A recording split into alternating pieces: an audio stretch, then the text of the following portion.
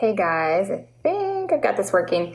So I just wanted to jump on here real quick because I was having a really good back and forth with someone on the Facebook page, and we were talking about emotional eating and the comfort eating that goes with having family gatherings, holidays, events, all that sort of stuff.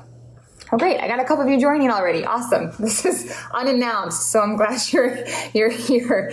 I've noticed it's easier if I just do a Facebook Live instead of recording myself and then posting it. So if you have any questions while we're on here, I'm going to be quick. But if you have anything, just type it in. I'm trying to beat the clock before my kids come home from the park with my husband. So anyway, so back to kind of the emotional eating, the comfort eating. A lot of times I think we want to think that because we, enjoy eating at holidays or family gatherings or something, that's quote unquote bad. And it's not. We're supposed to enjoy food. And I think a lot of this culture and society and, struggling with obesity and being overweight, there's this like stigma that somehow, because someone enjoys food, that's bad. And, someone that's been thin their entire lives probably enjoys food.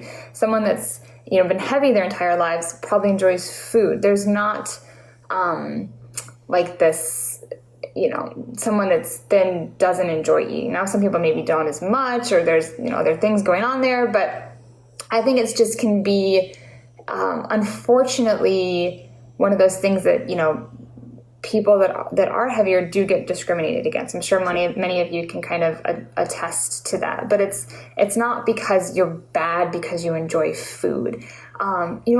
Everybody does. That's why I became a dietitian, because I love food and I love talking about food, and I wanted to figure out, how I could, try to be healthier and make, hopefully make people enjoy, healthier foods, but also enjoy foods that maybe aren't healthy, but trying to figure out that balance. And so, there's a reason that every culture on earth celebrates things with food, whether it's, I always tell this to my patients and clients and in clinic, when I used to go to clinic, is, if you're Aborigines, and you've never, set foot, in a kind of first world country, or if you're like the most sophisticated Frenchman, you probably enjoy food. Your weddings probably have food. Your funerals, your holidays, your birthdays, whatever it is, the different times of the year, the seasonal changes, things are involved with food, and that's not bad. That's okay. But with weight loss surgery especially, it gets tricky because all of a sudden what you can eat and then the amount that you can eat, and maybe depending on what stage of surgery you're at, what your tolerance level is for what you can eat changes. And maybe those foods that were once something that, was to mark an occasion or was kind of like a rite of passage for this time of year, whatever it is now not something that you can maybe enjoy. Usually that's only kind of part-time. Like I've said before, as you get further out from surgery, pretty much everyone can eat small amounts of everything. There's very few foods that someone 5 years out can't tolerate whatsoever. So, just realizing that it's okay to enjoy these things. But when you are, maybe 6 months out from surgery, or you're, trying to prepare for surgery and you're trying to lose weight, maybe to meet your BMI guidelines or to lose weight on the liver shrink diet, whatever it is, trying to find other ways to enjoy these holidays, to mark these events, whatever it is, can be really important. And it's a valuable thing to practice. I say practice because it's not something that you'll do once or twice and master.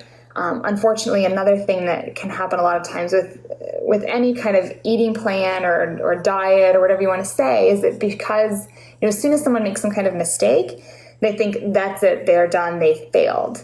And that's not the truth at all. That's part of, trying to be healthier is trying to do it, making a mistake. It doesn't go how you planned or what I planned or what, Aranza planned or whoever planned. And then figuring out maybe how you can kind of pick up those pieces and then move on from there. Maybe why was it a mistake? Was it that you were overly hungry? Was it that you weren't fully present at the moment? I notice if I go, in our nurse's station before, when we used to like share food, maybe I wasn't even thinking about M&Ms, and then, oh, my family's coming in, and then someone had M&Ms there. That would be something that then I would grab. And so I'm going to wrap up really quickly so that it doesn't become chaos in here.